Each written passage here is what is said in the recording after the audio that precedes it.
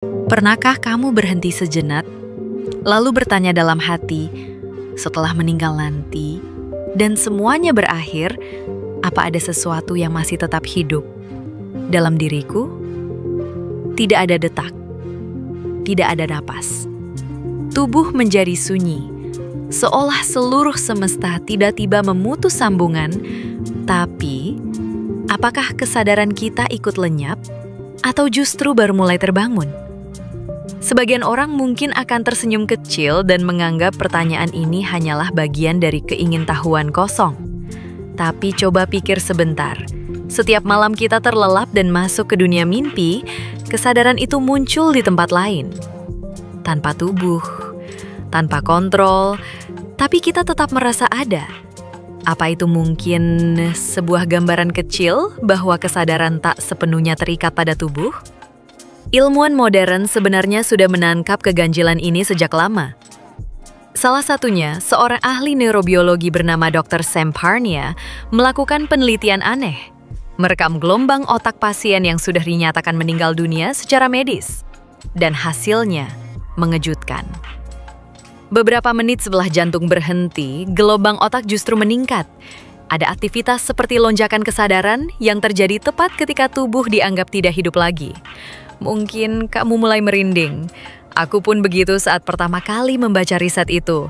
Yang lebih mengejutkan, beberapa pasien yang berhasil diselamatkan dan hidup kembali setelah beberapa menit menceritakan pengalaman yang sangat mirip. Mereka melihat tubuh mereka dari atas, merasakan ketenangan yang tidak bisa dijelaskan, dan yakin betul bahwa mereka masih ada meskipun tubuhnya tidak bergerak sama sekali. Pertanyaannya, kalau kesadaran bisa tetap aktif saat tubuh berhenti, apakah itu berarti kesadaran tidak berasal dari otak? Di tahun 2021, sekelompok fisikawan kuantum di University of Arizona mengusulkan sesuatu yang lebih gila. Kesadaran mungkin berasal dari struktur kuantum di alam semesta.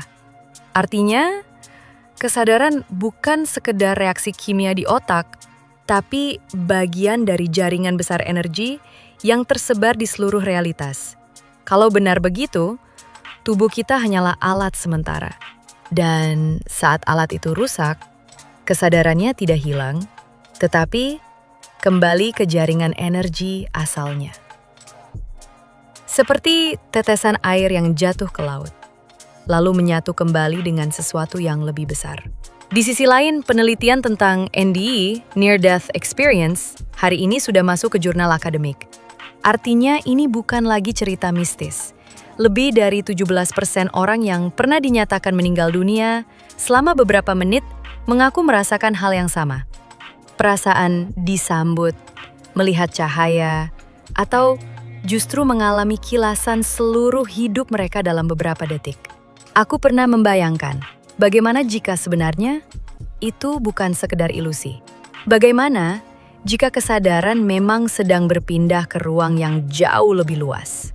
Beberapa filsuf menyebut proses ini sebagai continuity of consciousness, keberlanjutan kesadaran yang tidak berhenti hanya karena tubuh berhenti. Dan semakin lama aku memikirkan itu, semakin aku merasa bahwa kematian mungkin bukan akhir. Ia hanya sebuah gerbang. Gerbang yang selama ini kita takuti, karena kita tidak tahu apa yang ada di baliknya. Bagian 1, teka-teki kuantum kesadaran.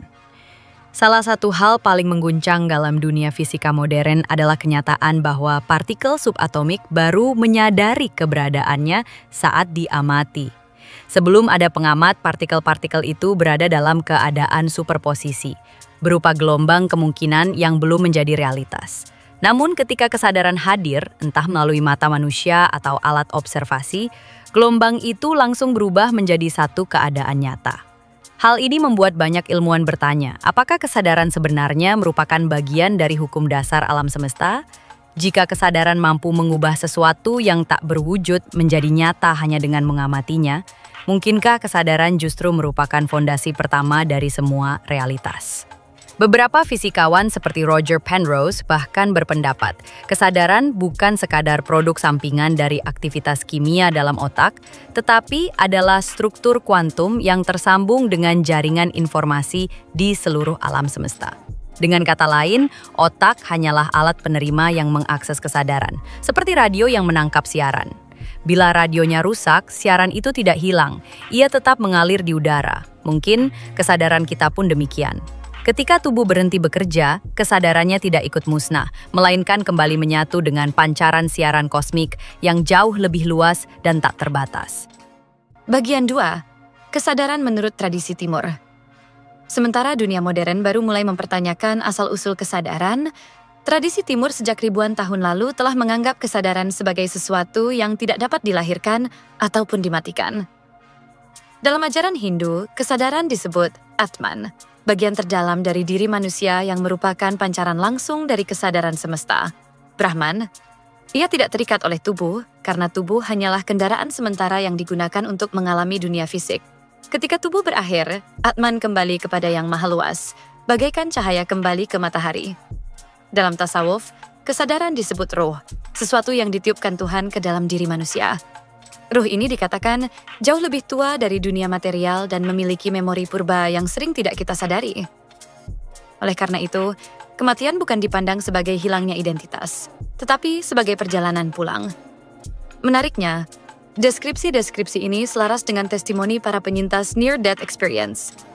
Mereka merasa seolah disambut, seperti sedang pulang ke tempat yang sangat mereka kenal, meskipun mereka tidak tahu dari mana mereka mengenalnya. Bukankah ini menunjukkan bahwa ada bagian dari diri kita yang memang berasal dari tempat yang lebih tinggi dan sedang menanti saat untuk kembali? Bagian 3. Kenapa kita lupa bahwa kesadaran itu abadi? Jika kesadaran memang sifatnya abadi, lalu kenapa kita tidak mengingatnya? Mengapa perasaan bahwa kita lebih dari tubuh itu hanya muncul sesekali saat kita sakit, terpukul, atau berada di ambang tidur? Beberapa filsuf berpendapat tubuh fisik berfungsi sebagai semacam filter.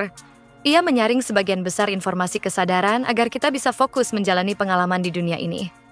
Jika semua memori kesadaran terbuka sejak awal, manusia mungkin tidak akan mampu bertahan hidup, karena pikirannya akan dipenuhi oleh ingatan tentang banyak hal, termasuk hal-hal yang berada di luar ruang dan waktu. Menariknya, filter ini mulai melemah saat tubuh berada dalam kondisi ekstrim. Ketika sedang koma, hampir mati, atau dalam keadaan meditasi sangat dalam. Pada saat itulah memori kesadaran perlahan terbuka kembali, dan seseorang merasakan seolah-olah ia sedang mengingat sesuatu yang dulu pernah ada. Karena itu banyak orang yang mengalami near-death experience mengatakan mereka tidak merasa sedang melihat sesuatu yang baru, melainkan sedang pulang ke tempat yang sudah mereka kenal sejak lama. Mungkin kematian bukan membawa kita ke tempat asing. Mungkin ia hanya membuka pintu menuju bagian terdalam dari diri kita sendiri. Bagian yang selama ini tertutup oleh keterbatasan tubuh. Bagian 4. Refleksi. Jika kamu mendengarkan narasi ini sambil memejamkan mata, bayangkan sejenak. Suatu hari nanti, detak ini akan berhenti. Tapi sebelum kamu merasa takut, coba tanyakan pada diri sendiri. Kenapa setiap kali aku bermimpi, aku masih bisa merasa ada? Padahal tubuhku diam di tempat tidur. Mungkin mimpi hanyalah latihan kecil untuk mengingatkan bahwa kesadaran tidak pernah benar-benar hilang. Ia hanya berpindah bentuk. Dari yang terbatas menuju yang tanpa batas. Ilmuwan fisika teoretis bernama Michio Kaku pernah berkata, kesadaran bisa jadi adalah dimensi lain yang belum kita pahami, suatu lapisan realitas yang berada di luar hukum ruang dan waktu. Kalimat itu membuat banyak peneliti berhenti sejenak, karena jika kesadaran memang berada di luar ruang dan waktu, maka kematian yang terjadi di dalam ruang dan waktu tidak punya kuasa untuk menghapusnya. Pada akhirnya, aku tidak bisa memaksamu percaya, tapi aku bisa mengajakmu untuk bertanya lebih dalam. Kenapa manusia dari berbagai budaya yang tidak pernah saling bertemu memiliki kisah yang mirip tentang roh, jiwa, atau kesadaran yang tetap hidup setelah mati? Apakah semua itu hanya kebetulan? Atau mungkin itu adalah ingatan purba yang kita bawa sejak awal? Ingatan bahwa kita lebih dari sekedar daging, lebih dari sekedar debu yang akan kembali ke tanah. Dan kalau suatu hari nanti detak itu berhenti, aku harap kamu mengingat satu hal. Kesadaranmu tidak akan lenyap.